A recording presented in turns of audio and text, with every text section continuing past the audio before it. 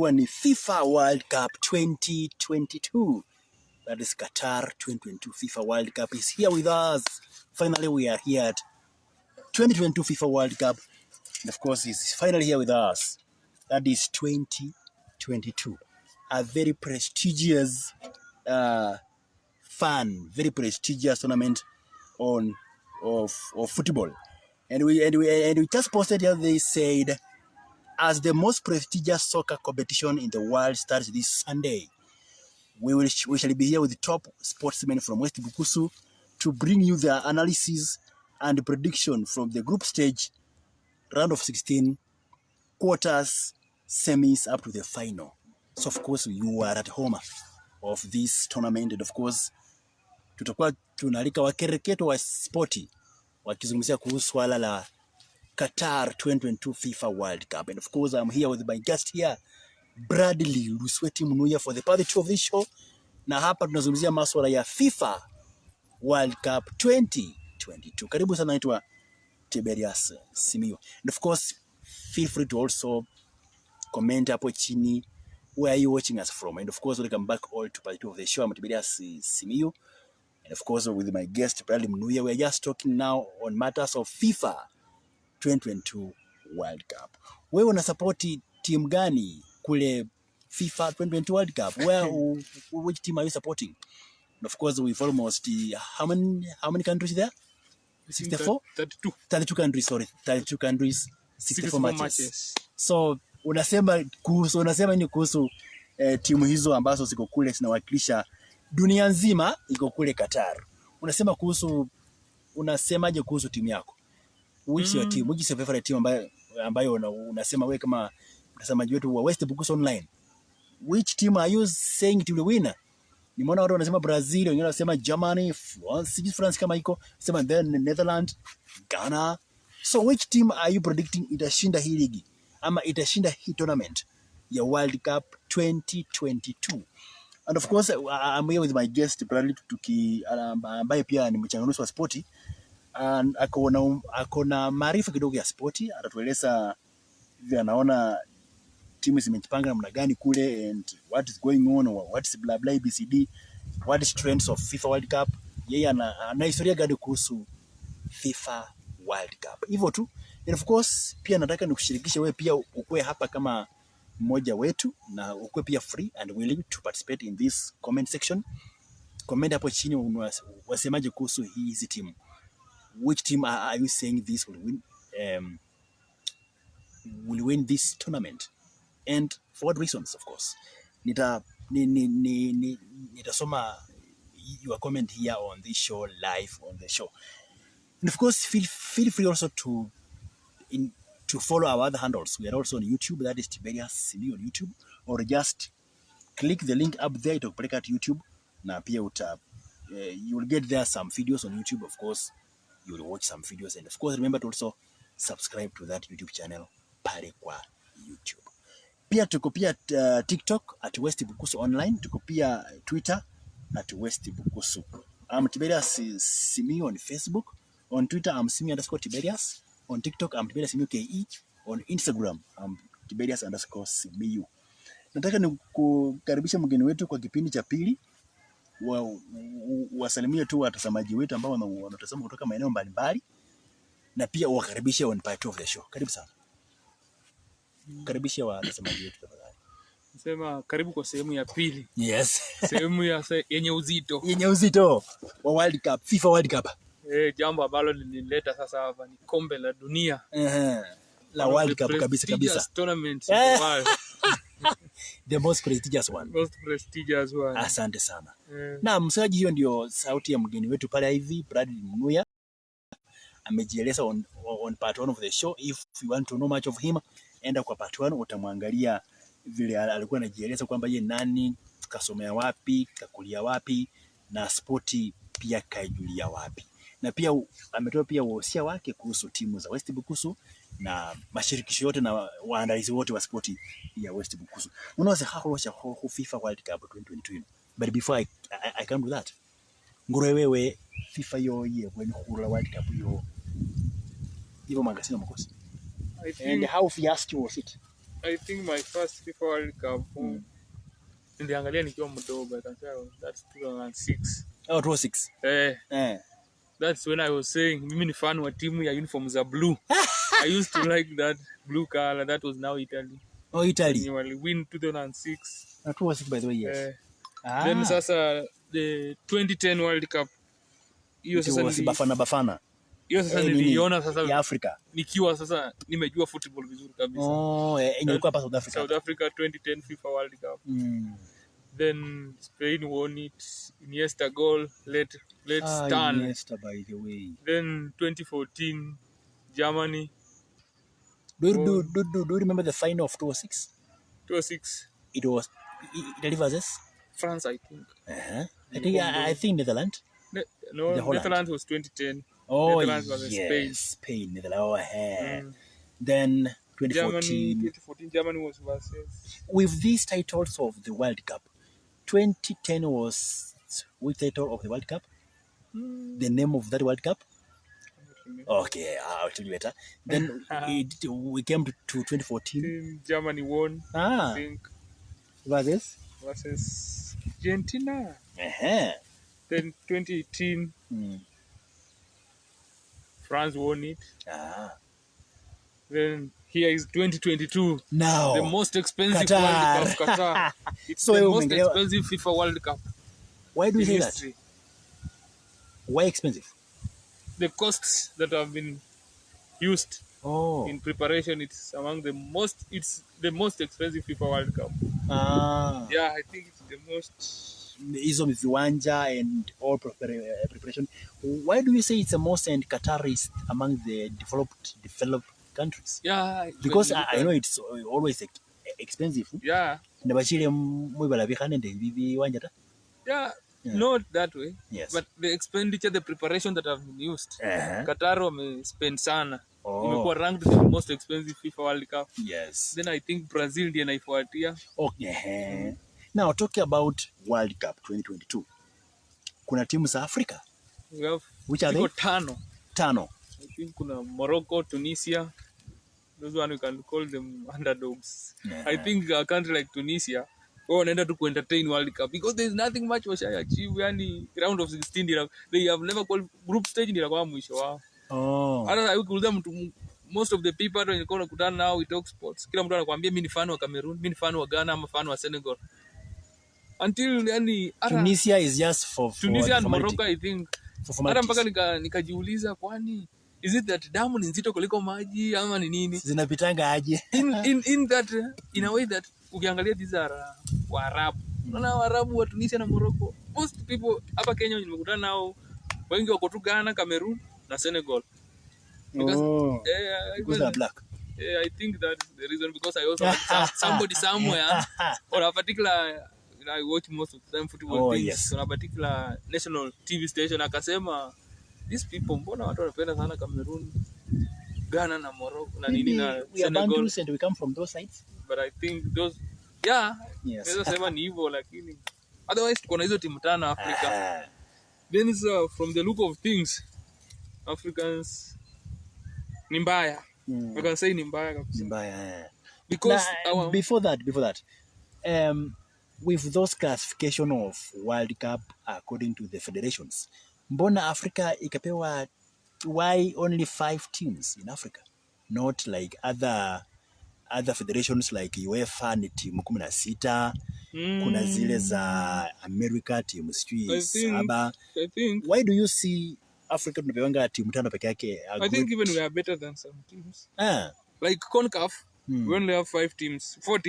We only have Canada, Costa Rica, Mexico na United States. Hiyo ni CONCACAF. Ziko hizo the 4. Then CONMEBOL pia kuna timu 4 peke yake. Kuna Argentina, Brazil, Ecuador na Uruguay peke yake. Yes, to say ni South America then Federation. North America. There are 4. Yeah. You see. Then we come to UEFA. AFC ni hizo Asia ndio walipewa 6. Kuna Australia, Iran, Japan, Qatar, Saudi Arabia and South Korea. Asia and Oceania. Then we have the UEFA. CAF we have only 5. Then UEFA is where we have 13 teams. 13. Can you mention them? We have Belgium, Croatia, Denmark, England, France, Germany, Netherlands, Yes. Portugal, Serbia, Switzerland, and Wales. Allah. Those are I from think UEFA. UEFA is mother of all.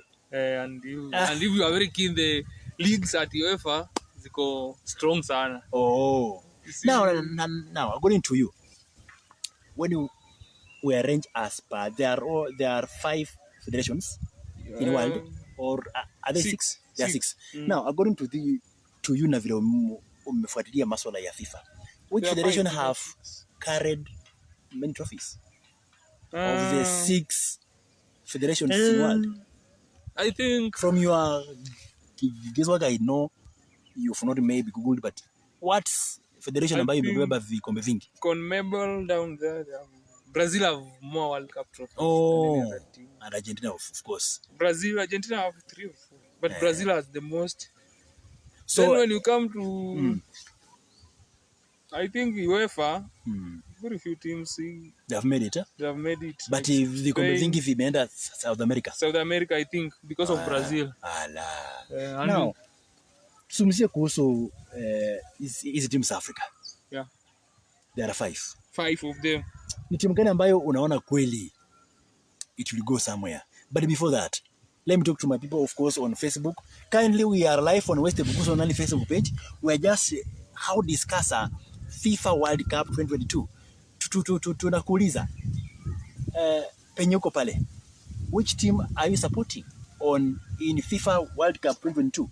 And of course, I will just mention you live here if you perhaps comment, nitakumention hapa live.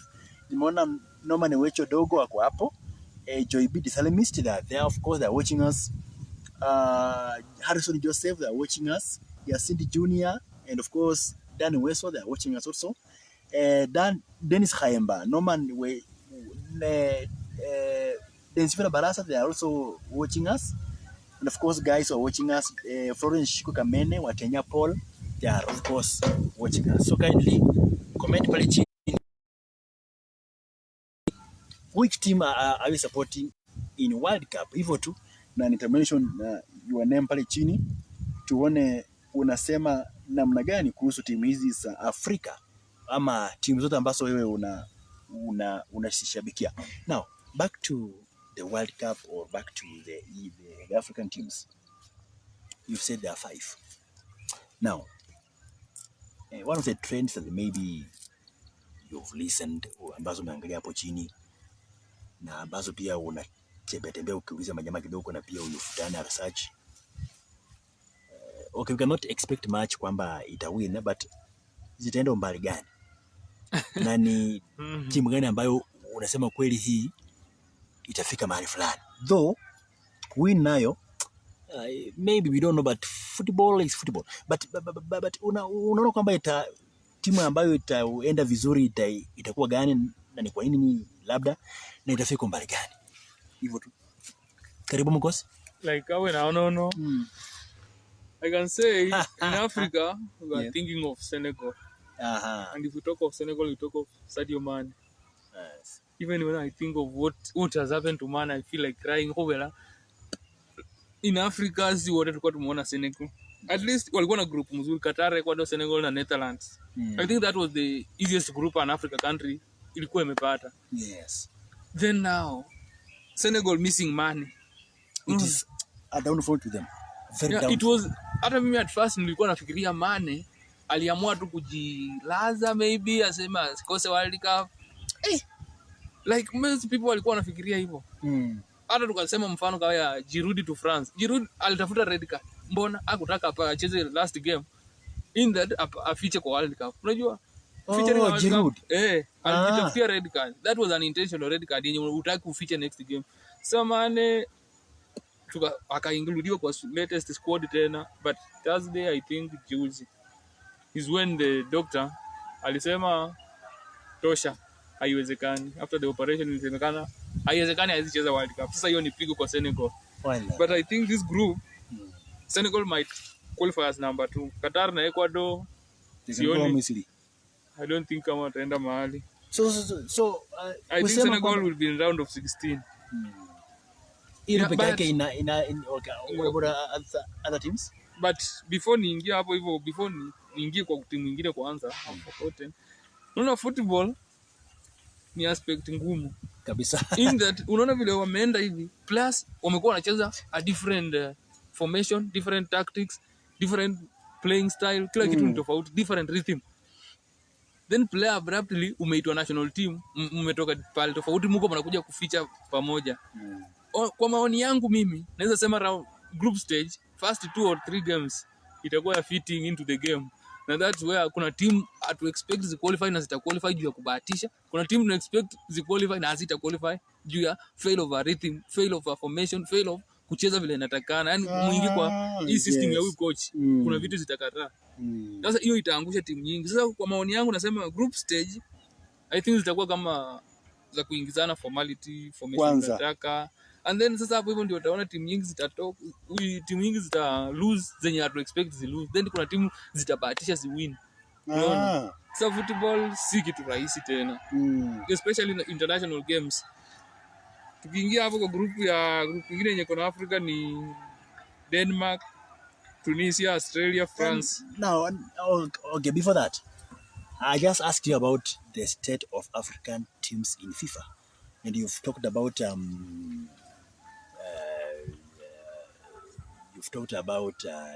Yamane. What about other these 3 teams or 4 teams remaining? I think before mistakes as the best team, the best achievement an African team has ever made in quarterfinals, of which that is we have Ghana 2010. It was very good wali perform. 2-2 Senegal Asamoah ikaenda juu.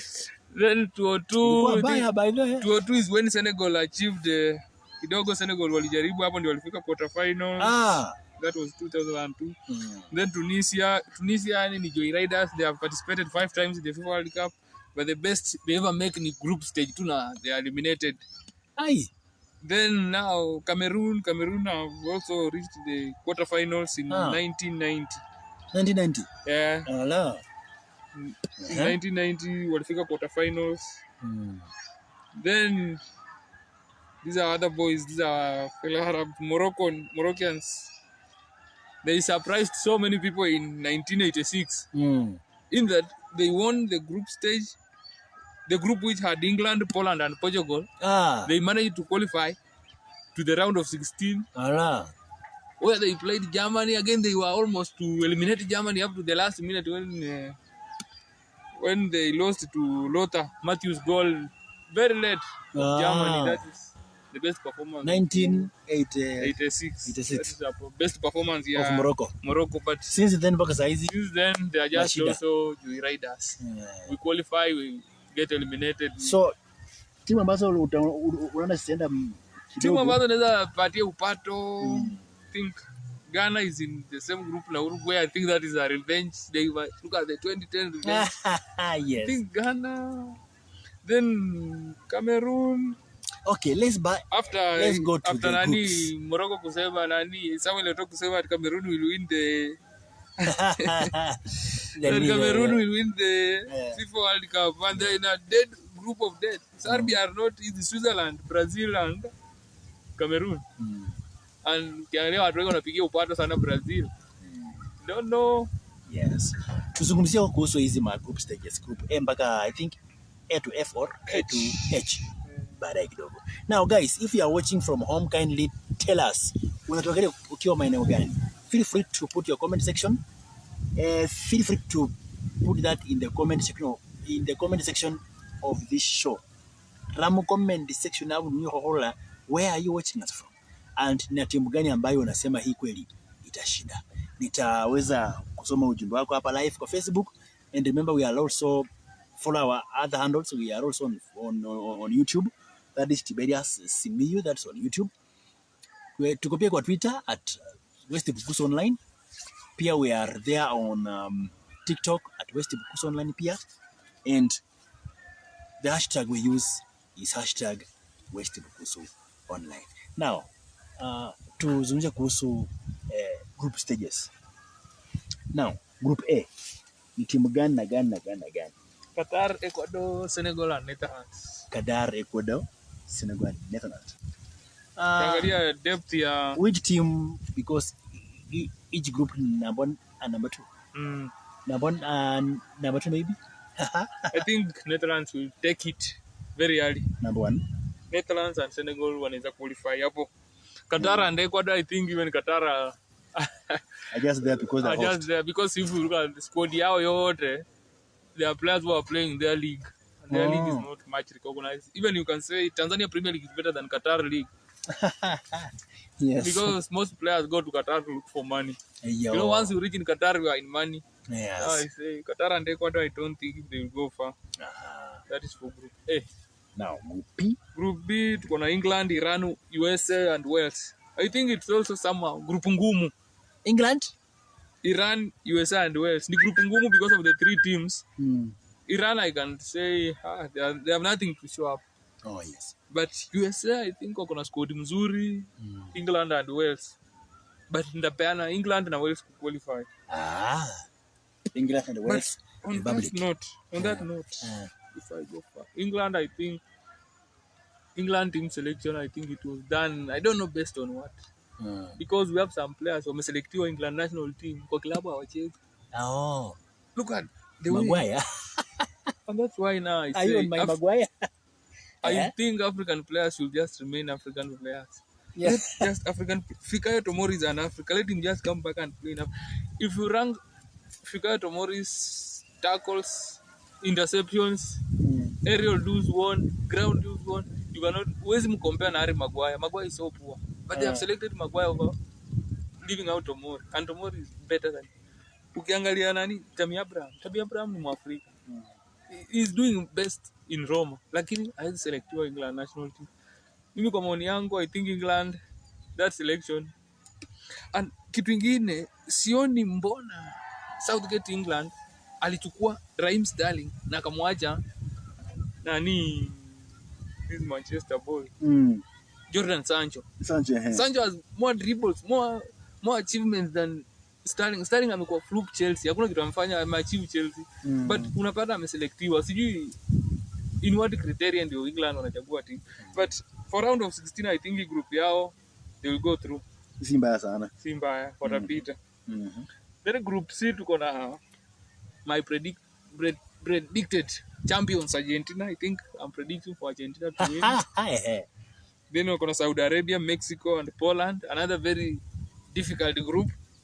Argentina, Mexico, Poland, and Saudi Arabia. I think Saudi Arabia are poor. Will move them. They'll go home early. Now it's Argentina, Mexico, and Poland. Nothing to joke. We have Lewandowski and Messi facing each other. Lewandowski in Poland, Messi. That's very Lewandowski good in Poland, yes.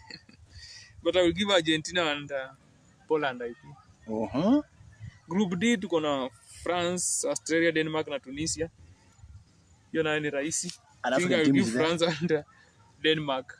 France and Denmark. Tunisia, I think even they will take that group. For me, they will take. Then group E, tuko na Spain, Costa Rica, Germany, and Japan. Spain, Costa Rica, Germany, and Japan. Hapa naona Germany na Spain wanaweza enda through. But Japan with people there. But they will not go far. Depending on the group yenye wamewekwa, sioni wakienda mahali. I think Spain and Germany. Even Costa Rica ni wazuri, but group nayo ya UFA. Before tuendelee basi, guys, if you are watching from home, kindly comment pale chini. Unasema ni timu gani ambayo itashinda. Tunapitia group stages tuone ni gani itakuwa number 1 number 2. But maoni yako ni yapi kuhusu these group stages? Unasema ni ipi ambayo itashinda na that just say ni group gani ambayo itashinda ama ni timu gani ambayo itashinda, and I will read your comment here live.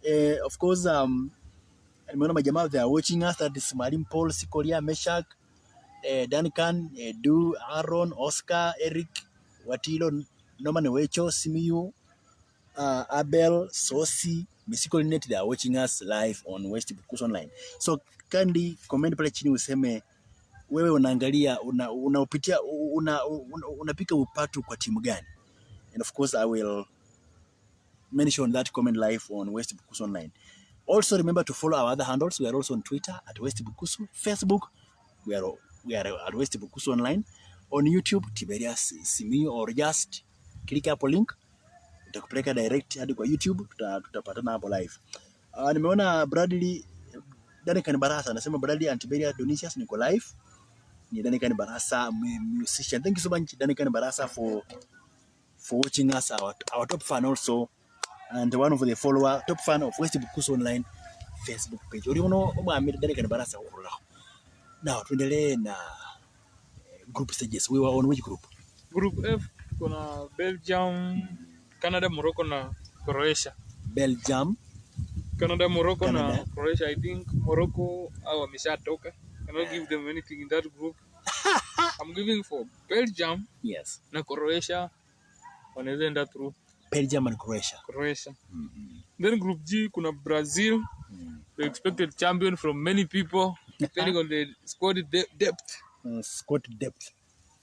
Alafu tena kitu kinanifurahisha ni venye how the Brazilian coach answered the fans who are asking mbona wali select Dani Alves when nice. he's old, he has not helped Brazil, but aliwajibu vizuri kulingana na mimi. That answer was very correct. He was like In that ukiangalia World Cup ya 2018, I think this guy, I named my son after Neymar. Named my son Neymar after my best player. I like Neymar. Neymar alisumbua hiyo World Cup. Alikuwa na maringo mingi. Anaanguka anabiringika. Alifanya vitu mingi zenye zilikost Brazil. I think Neymar costed Brazil 2018. And now, so coach aliangalia kuacha Neymar kwa kumwacha nje ya kikosi italeta vurugu. People were like, how can you leave Neymar out of the squad? How can you leave him? And then Neymar, for him to play very well, the coach went through all the people Neymar have been close to. Akaona ni player mgani anaweza mselect kwa team and neutralize Neymar, and he went for Dani Alves. In that, Neymar, anything Dani Alves says to Neymar cannot go against. These are two great friends. In that, coach wa Brazil anasema nilichukua Alves, kwanza anafaa kuja hata nimpe hiyo handband kama captain to neutralize Neymar. Neymar, in most cases, Neymar aendi against Dani Alves. He's one of the best friends. Mwenye wana neutralize. Akamwambia kumpea handband, ata control Neymar will perform. But tukisema tumwache nje juu atisaidia national team, then tuchukue Neymar kuje na perform bado. You see now it was like a neutralizer to Neymar. To tell Neymar, acha hizi vitu mingi. This football we want to win. And even like Neymar wanasema tu. Neymar says he don't play to be the best player. He play to enjoy. You see that's what that my boy say. Neymar anasemanga anacheza football kujibamba. Hajezi kuwa the best player. Kabisa. Yeah, that's what cost Neymar told, but ilikuwa fiti kuchukua Alves kuja kumneutralize. Hiyo ni comment kutoka kwa coach wa Brazil alisema. Hiyo ni group gani kumbe? Group G. Iko na Brazil, Serbia, Switzerland and Cameroon. I think hapo ndapea Brazil na Cameroon zitaenda mbele. Masabia na hizi timu zingine. Alafu the last group ya Portugal, Ghana, Uruguay. Portugal, Ghana, Uruguay and Korea Republic. Now this is Cristiano Ronaldo. The goat who is disturbing Manchester United. Yes. The guy is disturbing. Tutakuja hapo pia tuweko maoni yako kuhusu vile aliongea kuhusu Manchester United. Portugal. But how do you see this again? I see Portugal and that group is very difficult. Portugal, I'm sure they might go through, but Ghana and Uruguay. I think Ghana kititawa cost 10 and the first goalkeeper ameselectiwa, amepata injury during training now that and has been ruled out of which the star is in Uruguay? Uruguay will still have the Suarez. Suarez, yes. They have a good squad. Uruguay, I think wako na Suarez. Thank you so much, Emmanuel Wasike, for watching us also from where you are. Anasema kwamba from Nairobi, Team England. Asante sana Emma for that nice comment. You said England itashinda.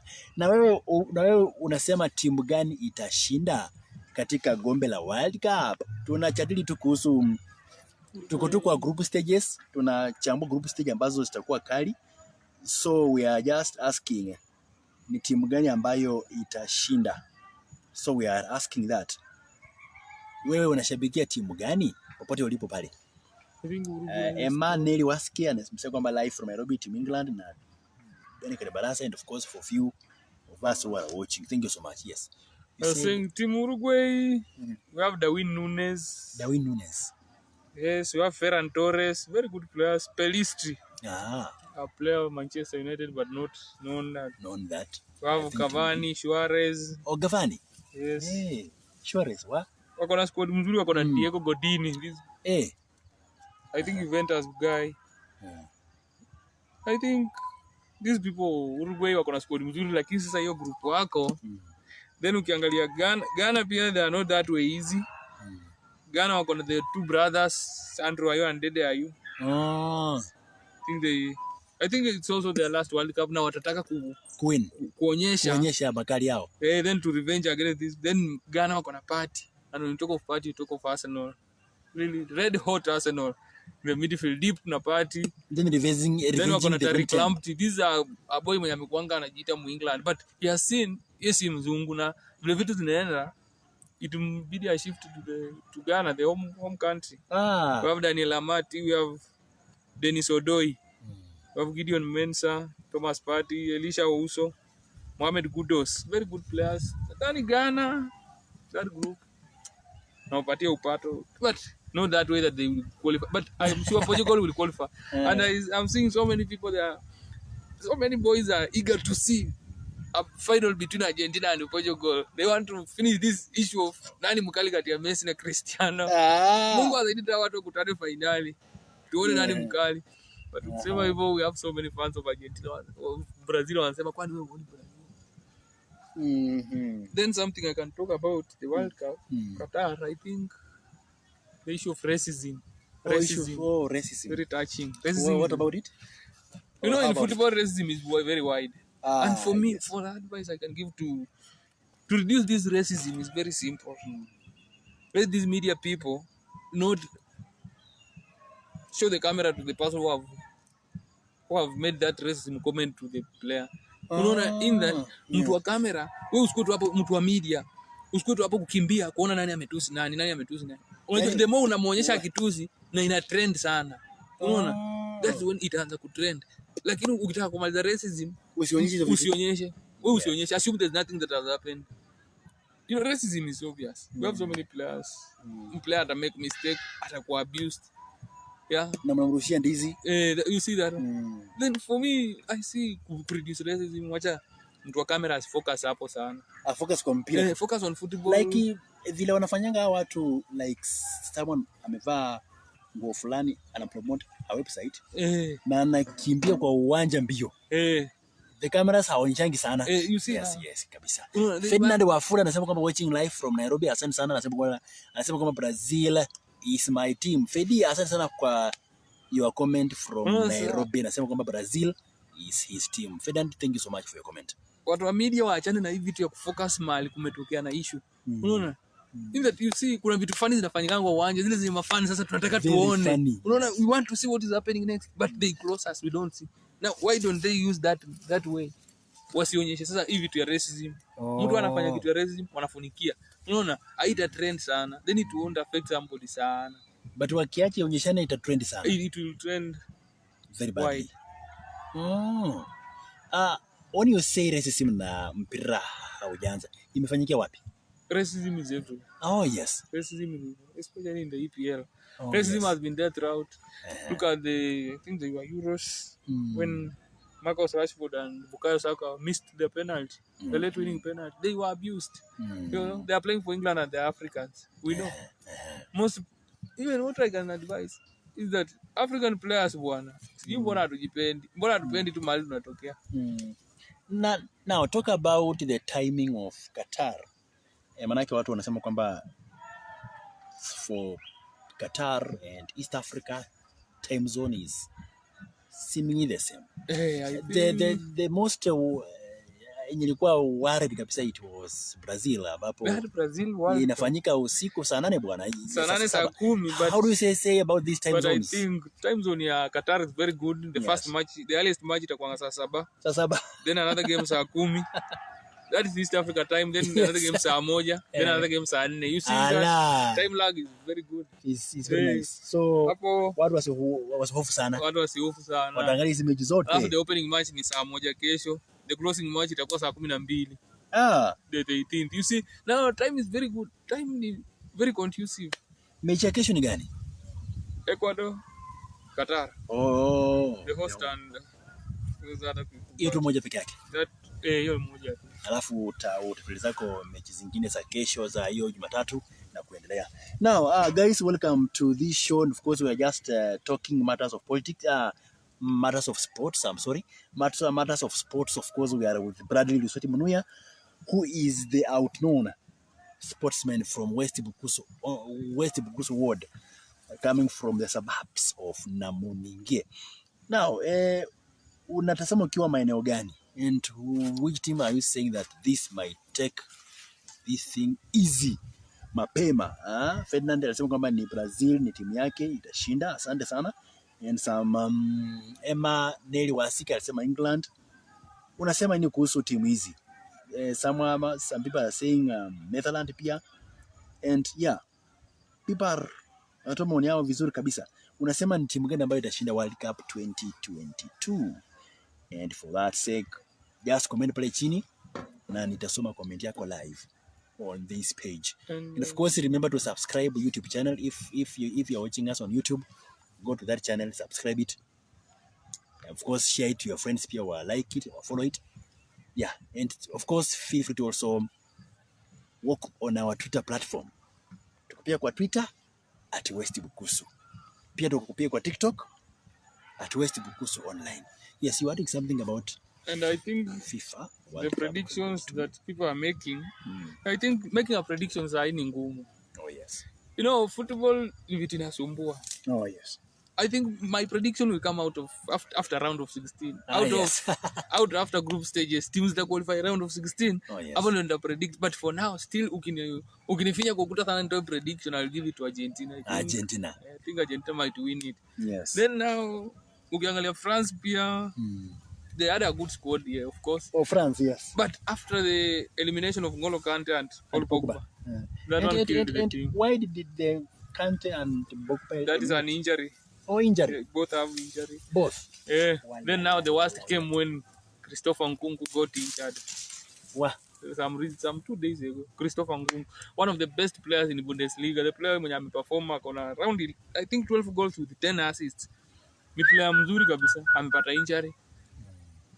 That one may cost France sana. For me, I cannot give it. France, I think even they will not reach quarterfinals. They will be eliminated there. Same to England. England team selection will cost them. You cannot give Harry Maguire a chance when Fikayo Tomori has more interception, more duels than him. Unaona hiyo ni mbaya kabisa.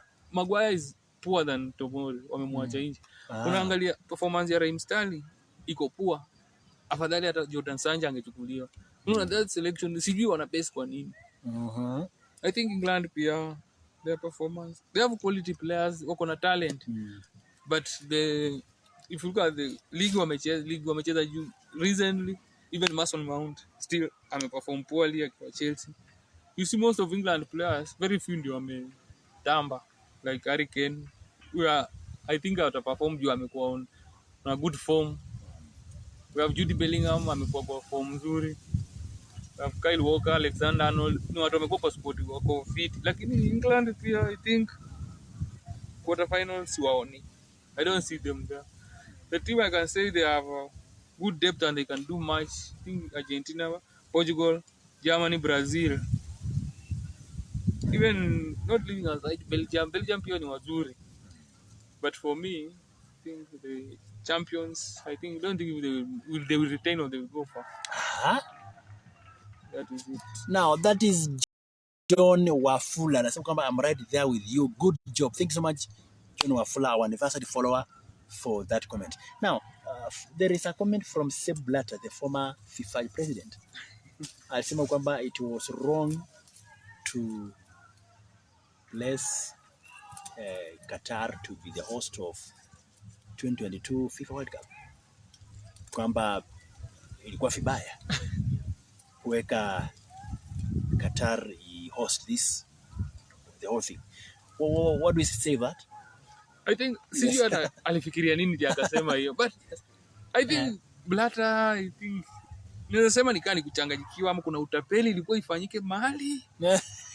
Ni kama kitu kama utapeli. Because I don't know how you can regret what is already there. You know that is I don't know how I can categorize Blatter, but yes. Hapo hivyo it's like alipotoka. Because you have arranged, you have already given to Qatar. The next one ameshapea, I think it's alipeana Yes, kwa it's USA, USA Canada, and Canada and I think Uruguay. There are some three countries to three host. countries, yes. I don't know mbona anasema hivyo, of which it's something already. Kivyake pale pale. Now talking about Africa, Morocco wamepeleka maombi mara mbili kiangushwa kwamba labda wa host 2026 and 2032, but still hiyo nini imeangushwa. How ready is African countries to host the World Cup? Manake nika moja tu na nika South Africa. And I think when you also see this, the South Africa thing came for the respect of the president, the former president, Mr. Nelson Mandela. Sijui ni timu gani Afrika ambayo unaona kwamba kweli iko na uwezo wa host this. I think that's why now, okay, that's where now African countries regret getting colonized earlier. That is now where African if you see South Africa was colonized, I think 1992. Reason you see, 94. No. That's wazungu wamekaa huko, they have constructed things, they have made the country developed, and that's why they have enough stadiums to host the World Cup. Look at these countries like Kenya. We got our independence in 1962. 63 years. Look, very long time ago. See, when tumejisimamia, and Africans we cannot develop alone. You see now. So you say that the longer the Europeans stayed the Europeans stayed in South Africa, the better the South Africa became. Infrastructure, everything. You see, South Africa has very good stadiums, like the National Stadium, the Moses Abidaha Stadium. Those are classic stadiums. I think, like now in our country, Kenya. Let us just start from our country, Kenya. Do we even have a FIFA recognized stadium very well? I think maybe the Moi Stadium. Moi Stadium, Kasarani. And currently it is owned by Safaricom, I think. Oh, yeah, yes. Yeah. Then, if you look at the state of Nyayo, I think very poor. Very poor. I think another stadium in Kenya where even we cannot host City Stadium. That's now another different match. if we are having a match, then a match is being played in Uganda. Like the last friendlies, we don't have a stadium in Kenya. We play in Uganda. By the way, they are a home match. Then our home match, instead of playing in Kenya, we go and play in Uganda. Very, very disappointing. Uganda has a better stadium than us. That's what they are meaning. We have the St. Mary's Kitenda and the Nampole Stadium. Nampole, yes, the former Nampole. Those are two stadiums better than us. Where? You see, in Kenya, I think, for those who have been in Bohungu, Kakamega, it's among the better stadiums in Kenya. If the stands are full, the stands are are cleared. I think we can have two stadiums in Kenya. Now, for an African team to host a World Cup, now we can take like Nigeria. I think it can have only one stadium. Then Nigeria. We go in Ghana, we get another one. We go in Senegal, we get another one. You see, now it means that for an African country to host a World Cup, we must combine like 3 to 4 countries. You see, 3 to 4 countries. Yeah, to host a World Cup. Morocco alone cannot host a World Cup. Algeria alone, they cannot host. We don't have enough facilities. I tell you, the longer the Europeans stayed in South Africa, the better they grew in infrastructure. That's why they were capable of hosting the FIFA World Cup. I think now also, then in Africa, I think we don't believe in ourselves. And then in my country, Kenya, we don't. I think football imekuwa mbali kidogo. But value sana. But if they can value it very well, they renovate City Stadium, Nyayo Stadium, those two, then they finish up Kakamega, Bohungu, then we have more international Kasarani. Therefore, you can even host AFCON when we begin from there. Because when you the state of only Machakos, Machakos, very poor. It's a good stadium, but that's so there's no maintenance. That's why you find our EPL games, even they can our KPL games, they can be played anywhere. You can think it's a maize plantation field, but what can we do? Even that's why our league don't grow. We cannot compare our league and the Tanzania Premier League. Tanzania Premier League, they are better. They know what is football. They have at least focused on football. But I think the president, His Excellency, Dr. William Ruto. And now the sports minister. Babu na Mwamba. Nimeona ameanza vizuri. They can do some. Ameanza na kuleta Kenya Babu na Mwamba. His start is better. What do you say about Babu na Mwamba, by the way? Babu na Mwamba is very wonderful. I think if he can maintain the spirit, because when he was being vetted, I think he said he would call the FIFA president, and of which he did. He will ensure that our football. It's called Enfarindo or Ferendo. I think he did, and our football, I think it's being brought back to the football calendar FIFA. Unaona akianza hivyo and then akwe serious. Apewe facility inatakana. Then we get I prefer even we get a Kenyan coach apewe time. I think we can do better. We can even at least let us even as Kenya wacha tujaribu to host that AFCON kwanza. Wacha tukihost AFCON at least. Apart from his Sekafa and some senior teams. Sekafa is a tournament like the high school games. They can be played anywhere. Sekafa, Tanzania, Uganda, Rwanda. East Africa, the whole East Africa. We don't there's no difference between us. Yes. South Sudan and Sudan itself. So I think we are the same now. Hizi kama tunachezanga tu kama tournament ya kawaida. Haileti hiyo mashangwe kama hizi AFCON. Haileti mashangwe, but if we can be able to post AFCON, then itakuwa poa. But Ababu na Mwamba can do if he goes on with what he's doing. Wow. Hey, that's so good. Let me read some comments kidogo kipiga kopo la maji tuendelee na mjadala wetu. Nimeona Hofin Pishal anasema kwamba past greetings to my good friend as we talk about the World Cup. Let's remember our KPL next time our host. Sisi kama Brazil msiseme. Asante sana bro for that comment. Bradley, that is Mtetesa Aston Masolo, you know him? He's your neighbor hapo chini. Mkwasi. Oh, you are Mkwasi. Anasema kwamba Bradley and Tiberius tunajua Brazil na Argentina might be the best teams. Lakini pia qualifying to the semi-final inaweza kuwa kizungumkuti. Anasema kwamba his team is France.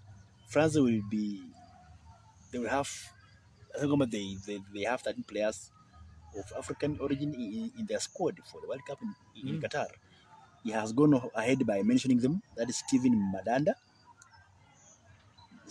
Mandanda. Goalkeeper.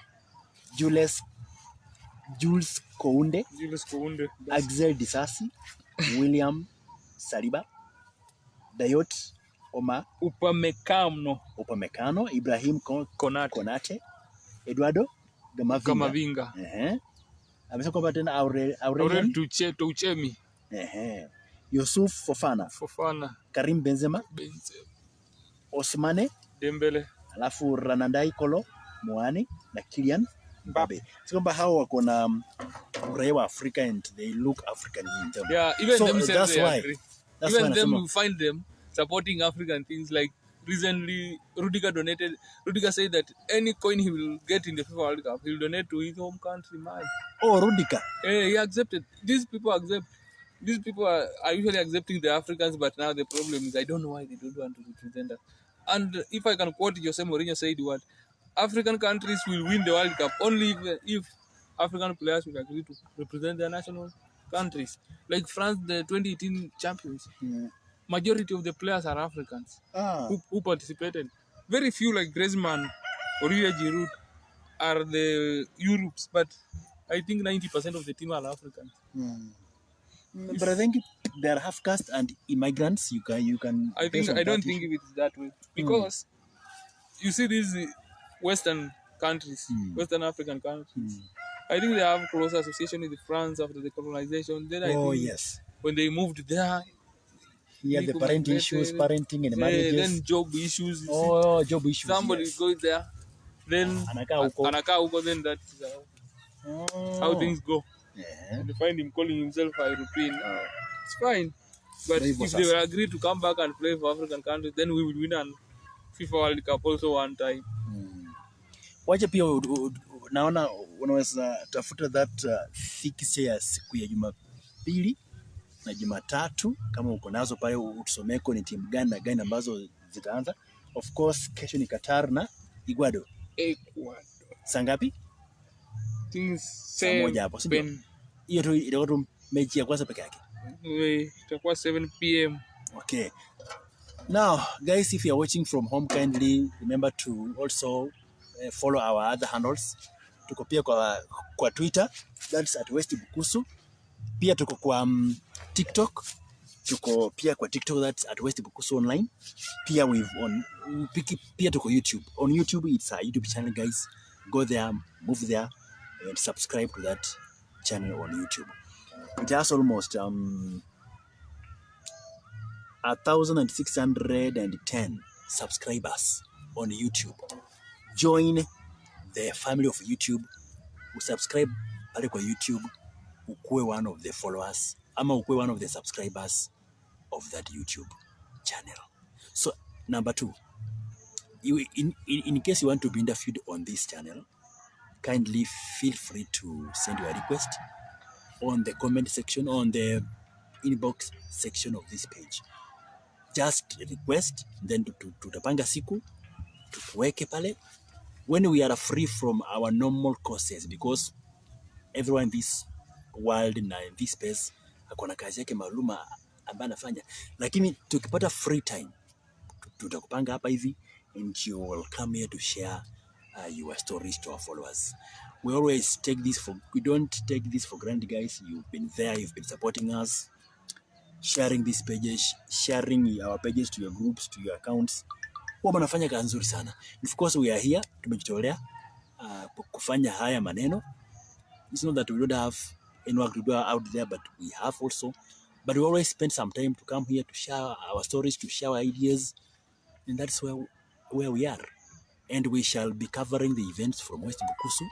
In case you have the event that you want to be covered here, also you are also welcome. Tutaangalia maneno hiyo tuone vile tutakuwa. Then number 2, guys, we are also looking the support from you guys on securing the tripod stand and the microphones. Now, penye niko hapa, I'm just using a normal selfie stick stand, but I want you guys for your support.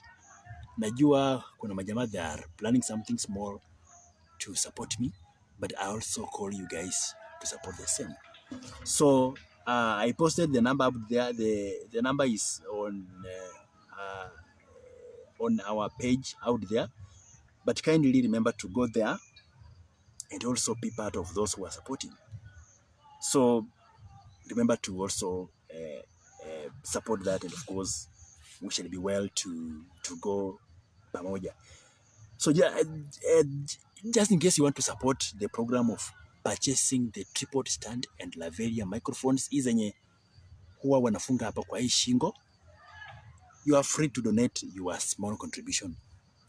50 bob, 100 bob, nitapost zote. Nitapost majina ya wale wenye wamesaidia. So if you are watching us penye uko, maybe in room, in your shop, in your whatever, if you have anything small in your M-Pesa, kindly support us and we shall appreciate you. The number of M-Pesa is 0700 687984. 0700 687984. That is the M-Pesa number of supporting us to secure our tripod stand and lavalier microphones. Pia sasa hapo tukipata hizo vitu watazamaji wetu, we shall be able to move around and cover the events like the graduation, like the homecoming events of our people, like the retirement ceremony of our people, like documentaries around here in West Bukusu. Tukiweko Food Dogo, we move around with my teams, we move around on those with that stand, so itakuwa mzuri. And of course for the quality of voice, sauti ikuwe nzuri kidogo, pia tunahitaji hizo microphones for the better quality. So we are calling a little support from you guys. Noleho nende buyeti bosi kao usabe wewe omolesi wefu West Bukusu Online, ufike pale na usaidie kidogo. That's 100 bob, 50 bob, 20, 10 bob, 70 bob, 150, tutasaidia.